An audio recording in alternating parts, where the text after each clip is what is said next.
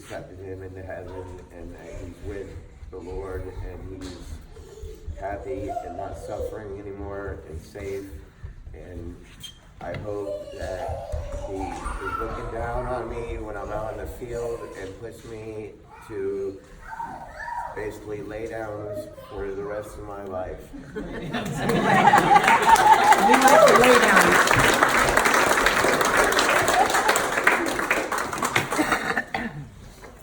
He had a unique quality about embarrassing people. Oh, that's an understatement. I had a church choir, I was at a church function, Christmas function, just last Christmas. And so I was in the choir, and Mom and my brother were going to the first service. And we're getting ready, and the whole church is full of people, and all of a sudden you hear, Steve! Steve!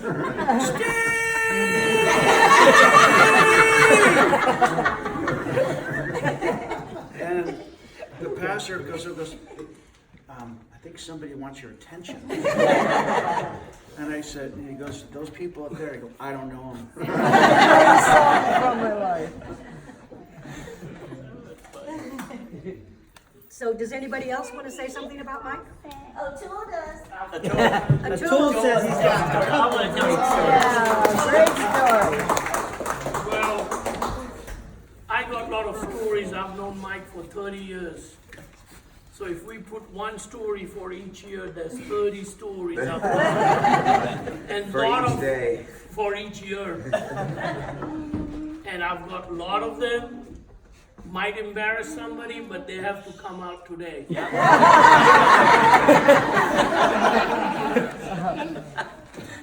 So, if a lot of people don't know me, I have a liquor store where they lived on Treasure Island 30 years ago. And Mike started coming in there every day for a bottle of wine. Not for Barbara, for his mother.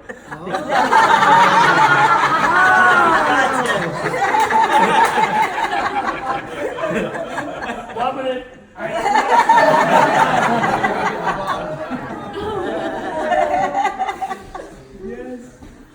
Well, and the letter from Joel said something about Mike being a free spirit. yes. Very.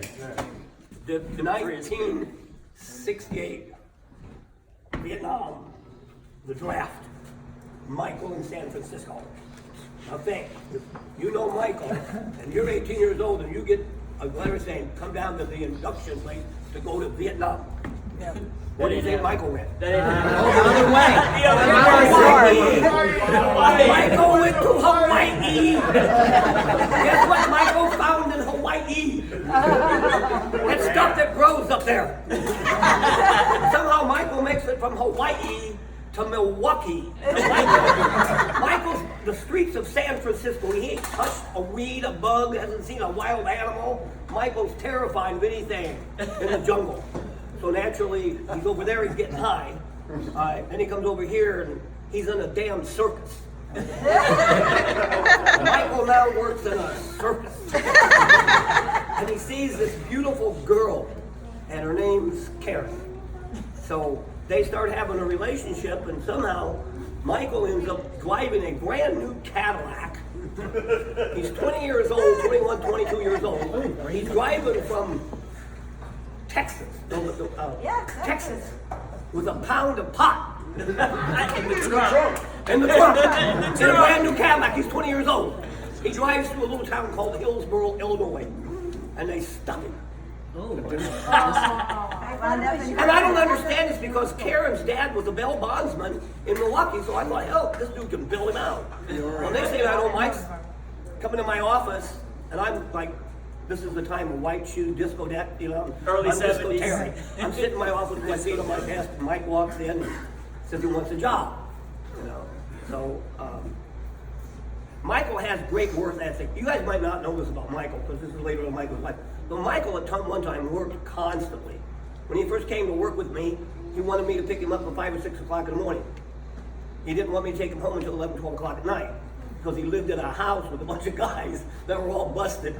They were doing rehab crap, you know. And Mike was just he's a blessing. He walks in and he lights up the whole place, man. I mean, he is just so full of life. And the reason he worked so late was because if he didn't work, he had to be locked up. So the only way to get out of the house of glass was what, Tim? Was for me to work him, right? Right.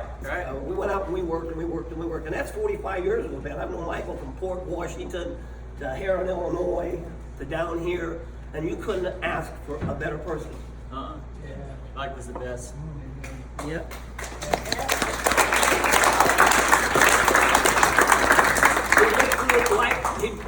We'd be at a house on the curtain, and he's looking out the window. I'm here doing the talking. Michael, you guys heard this expression, baffle with your bullshit? Michael was an artist. He would baffle with his bullshit, say shit that didn't make a bit of sense. I'd write every word down and try to figure out what did you mean by that. He'd baffle him with his bullshit and dazzle him with his brilliance. Man, I'm telling you what, he was loud. And he would tell them to buy the damn thing until they finally got tired of listening. And then they would, and somebody said you could hear him a block away. Buy it, you need it, I forgot I'd be walking down the street, Buy I it, could you hear need Mike a block away talking to these people, convincing them. And they loved him. They wouldn't have bought from him if he didn't love him. That's true. And I had a contest with Mike one time. We were going to see who could sell the most Kirby's. I had an advantage because Mike had some hang-ups. He couldn't stand foul smells. So if you knocked on the door and it kind of stunk in the house, Mike wouldn't go in. You know? So he'd knock on the door and say, it stinks in that place, man. He was like that all the time. You guys knew this about this guy here. Mike was just, like I say, a blessing. In our life, we traveled all over the country with him and had just a great time, and he was blessed to have her. Yes. All of us are all blessed to have this. God, if Michael hadn't had, she made his orange juice in the morning, she was just, oh my God, I would have married. If it hadn't been wrong, I would have married this woman, okay? Anyway, Michael's great. So I'm back. All right, Atul, yes. Who's back? And Michael will buy Buckler every day. 12 pack of it. 12 pack of Buckler and a bottle of wine.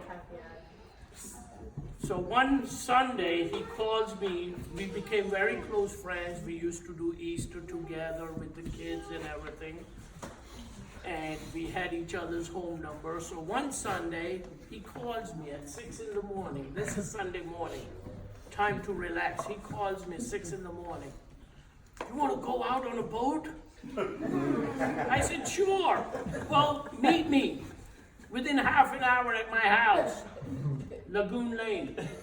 I said, okay. So I quickly get the cooler ready with beer and Buckler, and I go there. I'm calling him, he doesn't pick up. I ring the doorbell, he doesn't answer. Going, Michael, where are you? I'm waiting downstairs. No answer. He crawls downstairs about 12:30 in the afternoon. Makes me wait 4.5 hours. So I said, what's the matter? He goes, he blames it on you. He goes, I'm waiting for you to get up. Of course. And then me, Michael, and we all three of us, we go to Egmont Key, and we get stranded. That was a blast. We get stranded till 8 at night. Yes. 8 at night, you remember that day? I do remember. Was that cabin crew? Yeah. And Mike didn't know a thing about No, he fiber did not. boats or anything. But he wanted to. He had good intentions, but man, he didn't have a clue. I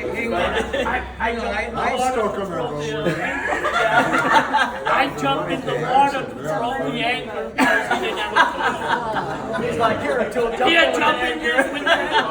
Okay. I have to add to that, because when Michael bought that boat, which by the way, you all knew Michael, the last thing Michael needed was a mechanical device. You know what I'm talking about. He also didn't need any animals.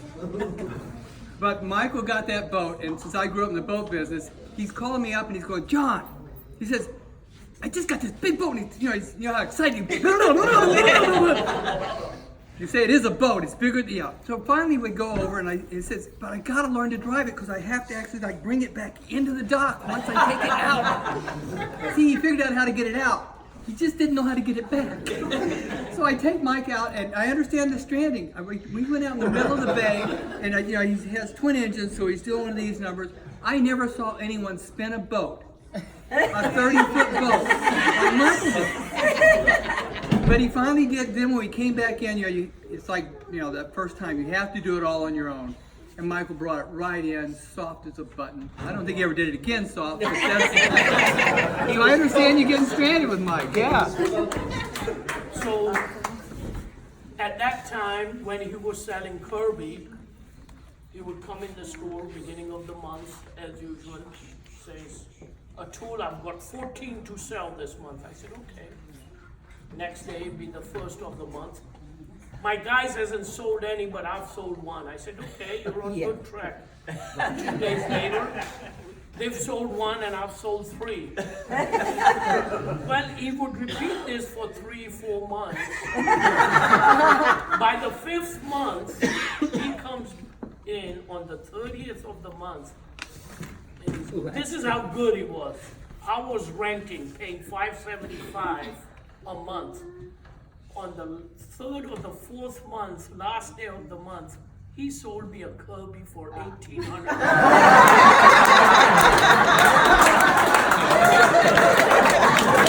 And I still got it. It's collecting dust. If anybody wants a Kirby, I'll be there. I'll see you tonight at all. I got another story I want to tell you about Michael. You guys know about him. At one time, not only was he in the circus, but I got him to be a cowboy. So I got him to buy a horse, and John over here I had thought a he horse. always told me he was the You know the cowboy one and who I sold was him the the Indian. No, listen. And you know how Michael used to see what he could get away with. Right. So we would take our horses in this little town, we'll ride up through the college town, and we'd tie up outside and go in a bar. Not Michael would ride his damn horse into the bar. and he would see if he could get away with it. See, that's what he would do. We'd all ride up because it was a polite thing to do. Don't take your horse in the bar. Not Mike. He'd ride the damn horse in there. And so they finally kicked him out. So then they took the horse and we got caught in a thunderstorm. So we hide in the shower out by this lake. And we're in the women's part. Mike's horses. We got our horses outside. But we're keeping the horse out here. Mike's letting his horse take a dump. Right there. And all the people were hiding in the thunderstorm too. And this horse is taking a dump. And they're yelling at Michael. Get the horse out of here. Of course, Michael, what do you think he's going to do? Yell back. He's going to yell back. Mike would yell louder. And he would go, gee whiz, Gavin, Scotty, God dang, Mike's catching up the camera. Gee whiz, Gavin, Scotty. Gee whiz, Gavin, Scotty. Everybody, you ever hear Mike say gee whiz, Gavin, Scotty? Gallon, Scully, G-Wig, zigzag, and leaving a lunch and lollygagging and dilly-dallying. Okay? I know them all. So he was fun to party with, because whenever you took him into a bar, you just knew you were in for an entertaining night. Oh my God. I stayed sober and watched Mike get drunk. Oh, I just remembered something.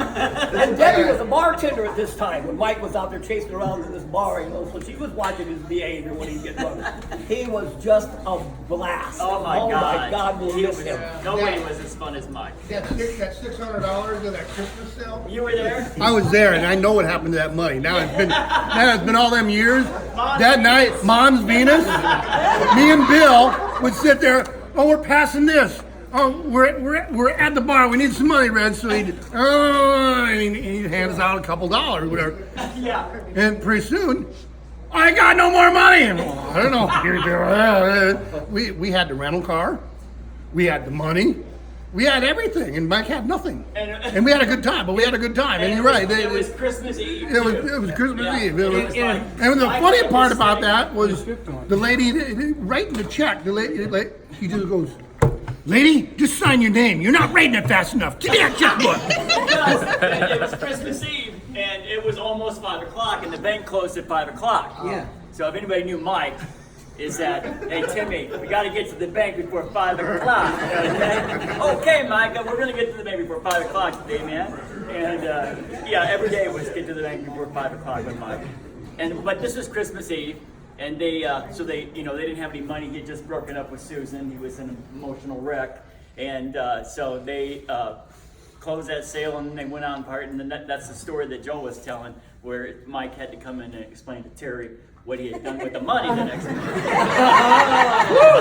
It wasn't easy, man, because Terry knew Mike so well that like Mike could not lie to Terry. You know, it was just like it was so much pressure.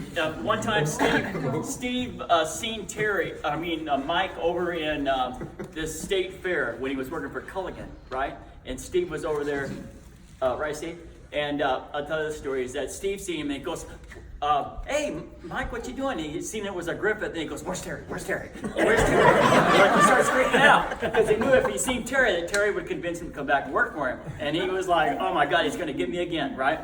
And so, which he did, because Terry fired him, right? And Mike knew if he had seen Terry, that Terry had the ability to get him to come back and work for him. Yeah, and then he did come back and work with him. But one time, He met Barbara when he came back. God bless it. He met Barbara.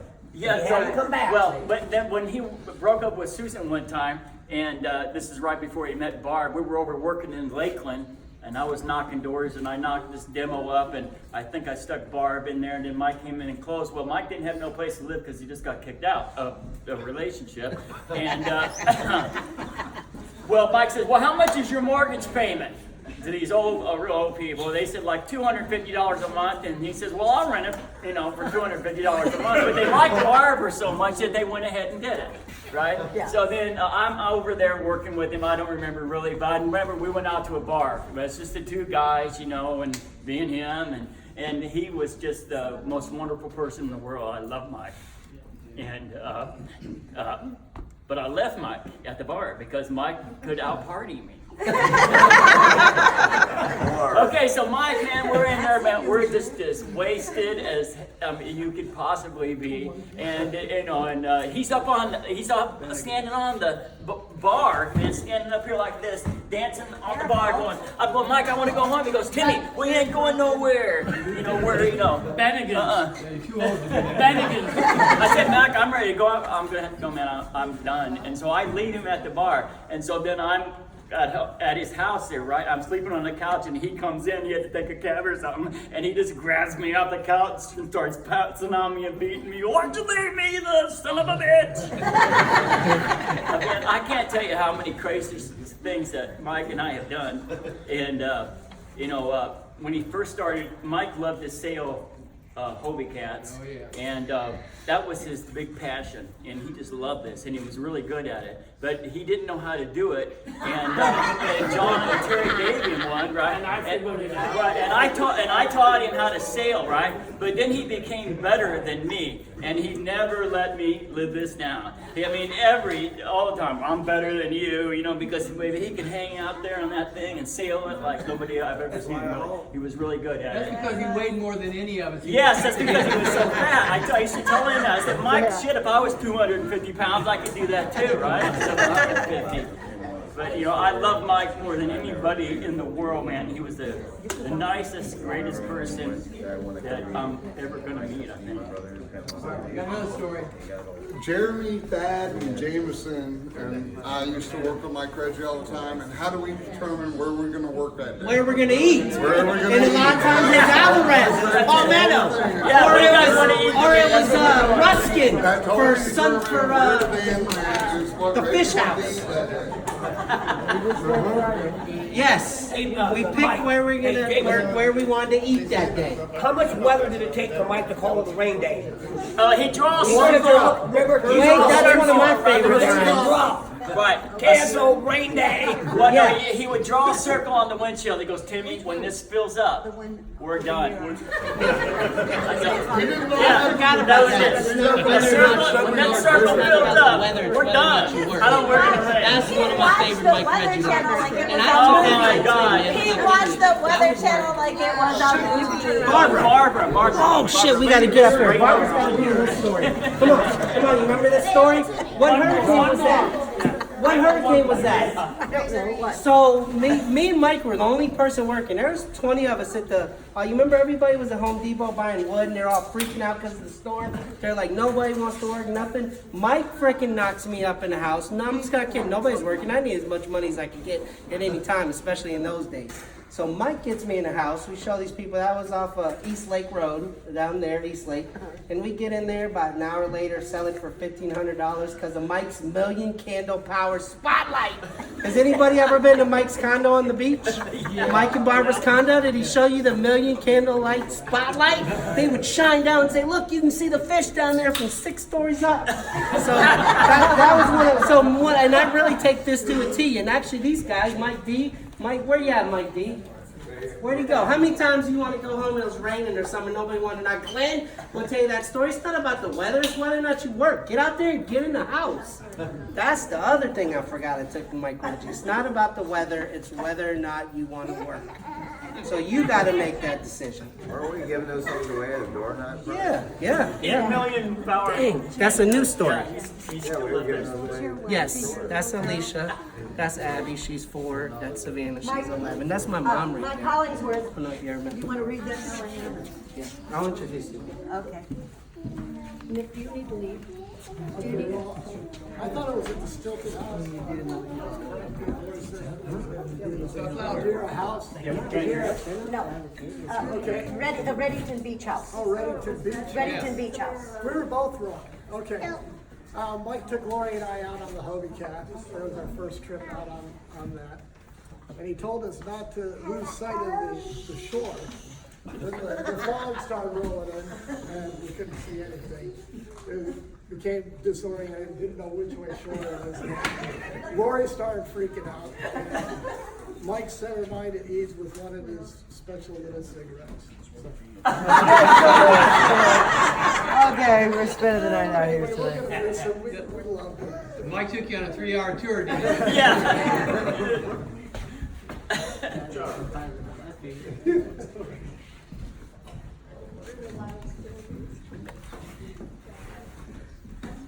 Okay, Nick, do you want to read yours or you want me to? You could, well, yeah, I'll read it. Okay. Anybody have a question? Yeah, Yeah, I got some glasses. Black, do you want mine? No, here you go. Here you go. You need them? No.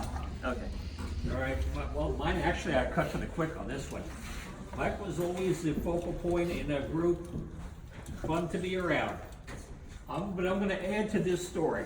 This is when Mike and Barb worked with me at ADT, and I used to take our van over the Sunshine Skyway Bridge and go down into the Bradenton, Sarasota area very often. We used to be the early crew, the other guys were still drunk by the time that we were out of the office in the morning. And we used to get out there, and Barb came up to me when they first started coming with us on the van, and she said, there are times that Mike will get out of the van. And I go, what do you mean? She goes, you'll see. So we get up to the Sunshine Skyway Bridge with a brand new, 1-day-old van that they bought, and they said, look, you're a manager now, you pick your group and get 9 or 7 guys and get in a van tomorrow morning and go over the bridge if that's where you want to go. So we go out there, and the first thing that happens is we go into the right lane after the toll booth and get a freaking flat tire on the Sunshine Skyway Bridge. All right, so I called Ron, and I said, what the hell did you do? He says, Ron, call the dealership. Well, they don't know how to change the spare tire. They don't know where the spare tire is on this van. So we're waiting, and Mike goes, I gotta go. Where are you gonna go, Mike? We're on the top of the Sunshine Skyway Bridge. I gotta walk around. Barbara says, let him walk. So I'm keeping an eye on him, hoping he's not going to the jumping lane. So we finally get the dealership to bring a tow truck out there. They crawl underneath. The spare tire is up under the exhaust system. They've never seen it before. But they get the spare tire on there. We get over the bridge down to the other side. Mike goes, Mick, I gotta get out. Mike, we're on the bridge. Where the hell are you gonna go? I gotta get out. Just let him go. Go over the bridge, walk the side of the room. Mike goes like this. Now, let's say that this is the van, this is the number of people that we have in the van. Mike goes, all right, let's go. That's it. That was the whole thing. He had just had to get out of the van, like Barbara said. Let him go. That's it. That's another Mike story. Mike,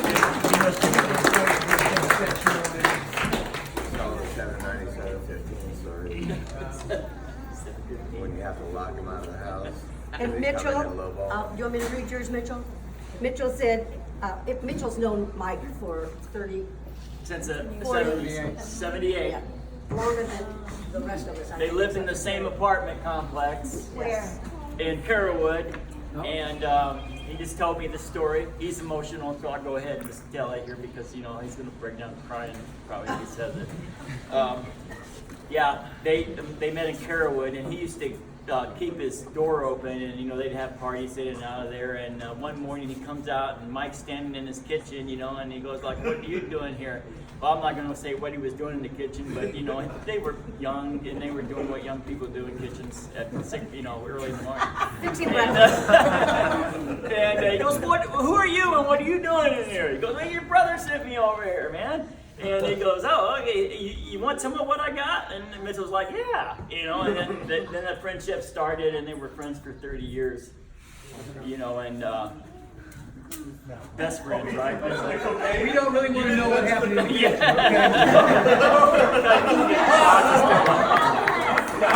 You're missing Good idea. The story goes a little bit better than that one. Right, the story goes this way. Mitchell gets up and they're in the, you know, and he sees Mike, and Mike is cutting lines on the table. And Mitchell's like, who are you? And he says, I'm Mike Rege. I'm Mike Rege. Yeah, he said, I'm Mike Rege. I'm Mike Rege. So there you go. Would you like some? Of course. Yeah. Instant friendship. They've been friends forever since then. It's a great story. The line that connects them all. The line that connects them all. Better living through chemistry. That was an adult television. Well, you know, you gotta clear up the story. I mean, come on, let's We talked about how Mike has a loud voice, and he had the Hobie cat, so he says, I said, well, I'm gonna take it out, and he goes, well, you don't know how to Hobie cat. I said, well, I can't, like, I'm pretty good, I can do it. So I take his Hobie cat, and I head out of the stilt house, and I head south, and I tack, and I head north, and I got thirsty. So the sailboat was going in, the bridge was going up, and I knew Gators was right there. So I tacked in and I followed the sailboat into Gators under the bridge, and I tied up. Well, I didn't realize it until I started hearing the chatter of people saying, you know, I could hear that I did something wrong. And so I'm gonna go up and get a beer. But I got the cell phone in a sealed bag, and I pull it out, and I'm gonna call Mike, but I don't want anybody to know I'm selling the boat, but I gotta get it out of there. And I call Mike and I tell him, I go, yeah, I'm at Gators, and he goes, Gators? He goes, yeah. I said, where's the boat? Sitting in front. You got to run in front, run. But I'm trying to, and everybody goes, that's him. That's the guy with the boat, with the sailboat. And I said, okay, gotta go. And How'd you get it out? I kicked off the pier, headed it out in the middle. Another sailboat going out. Bridge was up. Pulled in, not the main, just pulled the jib in, tacked it around, and went right under the bridge. And that horn never stopped blowing on that bridge. And I tacked it around, pulled in the main, and went back down. And when I got to the beach house, here was my brother on the beach.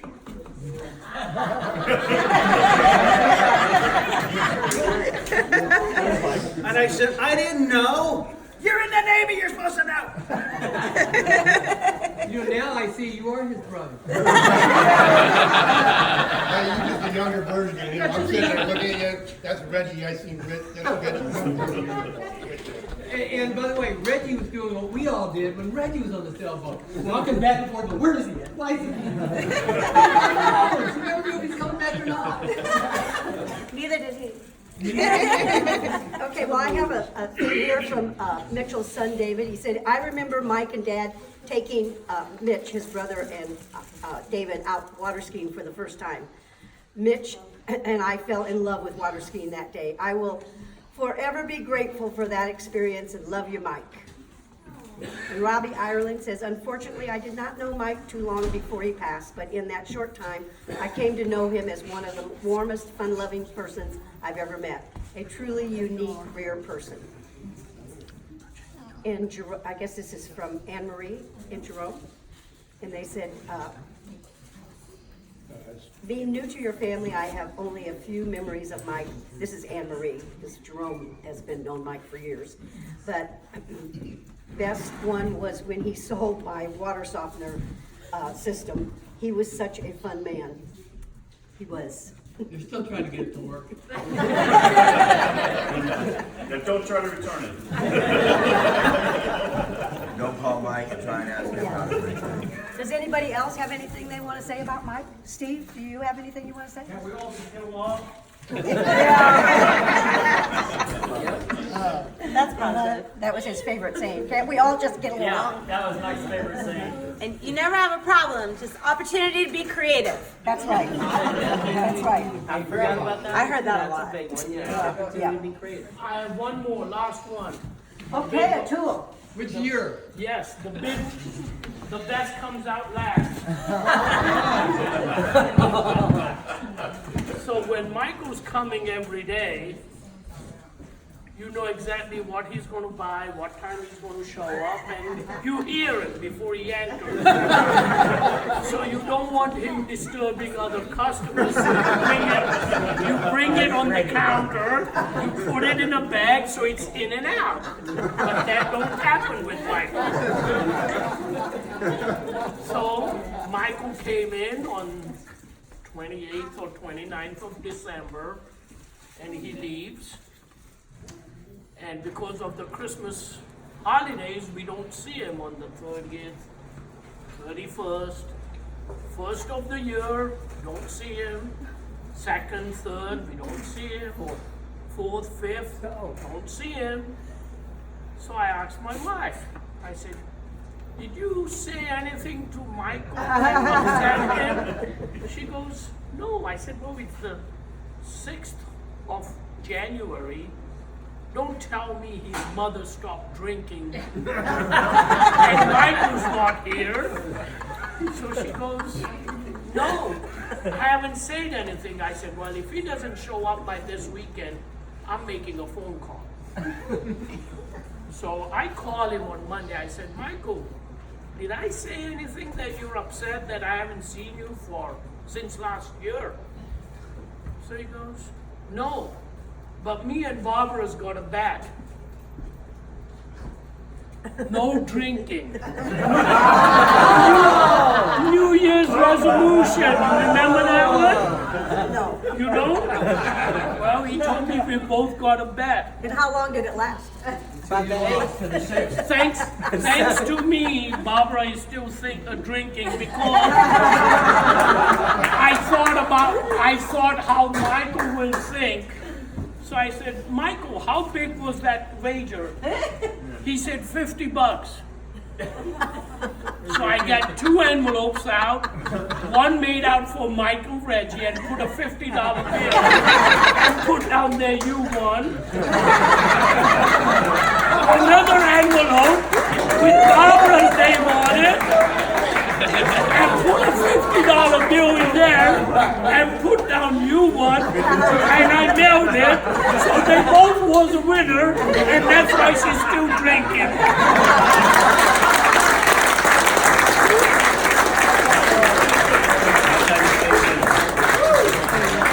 Can anybody count that? That's Michael Rege. Yeah, I always told Mike he was a 13-year-old kid trapped in an adult body. He never got out of that. Yep. He was 13 years old. He was at puberty age where girls were the thing, and man, he never grew up. He was a kid. He had a great kid. I got one last story. It was only about 5 weeks before the last day. Was it 2 months? How long was it? When I came over, working at the end of the day, and we'll keep it toned down a little bit. Wait. I'll tell parts of it. We'll talk about it later. So me and Mike are chit-chatting in the backyard, and Barbara comes home, Well, actually, right before Barbara comes home, Mike freaking starts taking his clothes off and jumping in the pool. I'm like, Mike, it's not, I really don't want you to get naked, jump in the pool in front of me. Then Barbara comes walking in like maybe 3 minutes after that happened, and I'm sitting there in my clothes, like Barbara, Mike's freaking started getting naked and just jumped in the pool in front of me. So that's it. But that was only, what was that, about a month? 5, 6 weeks before, maybe, right? What's the point of having 2 months, a pool maybe if 2 you're months. so naked in it? Yeah.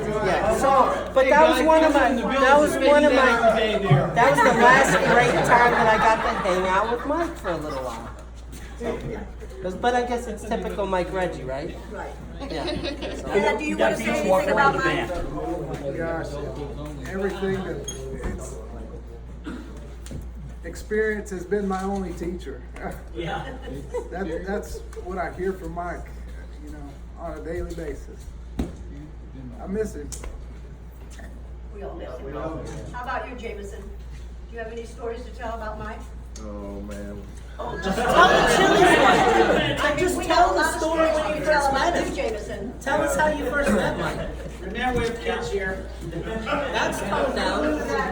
I met Mike hired me at Applebee's on Starkey, and he was in there, and I was drinking beers, and he said, "You want a beer? How many have you had?" And he offered me some of his chicken tenders, and Hey, you never met him before? Never met him before. He had that star look in his eye like this. He wanted to hire me for a job. He said I could have my own crew. We'll start you out at $300 a week, and we clean rugs or something. I don't even know what he said, but when I got there a couple weeks later, it was this Kirby vacuum thing, and then I spent 7 years of my life there. Mike and Barbara are like parents to me, and he was one of my mentors. He taught me a lot of stuff. Good and bad. But I told Barbara, he always told us to let our kid come out, but his kid was kind of naughty. Weren't you filling out an application for a job? Weren't you filling out an application when you met him? And I he worked said, there before, and something was going on where he heard like I needed a job. I had just moved back to Florida, so he's like, "Oh, we're hiring him." Boy, he can spot a guy out. 20-something years, 20 years later, I'm gonna miss him. All right, well, so anybody else have anything to say? all the good stories. I know you can talk forever. Brother Steve, he's been walking, he's right around. I just walked up there, he just walked like, and I swear to God, it's just like a split. That's not a walk, that's a walk. The image of Michael, for me, That was brother. and it's sounding like it brings me back to the Reggie that I knew. Except I know what a screwdriver is. He's handy. I remember that when I first met Steve. Mike was like, my brother can build anything. Yeah. I thought the same thing when I first met him. Like, why? You can tell that Steve. He used to say, he's my only brother. And, you know, Mike really loves Steve. Oh, I've heard it. I've never met him. Yeah. Yeah, you've heard, everybody's heard about Steve. Oh, yeah. I really thought he was an illusion.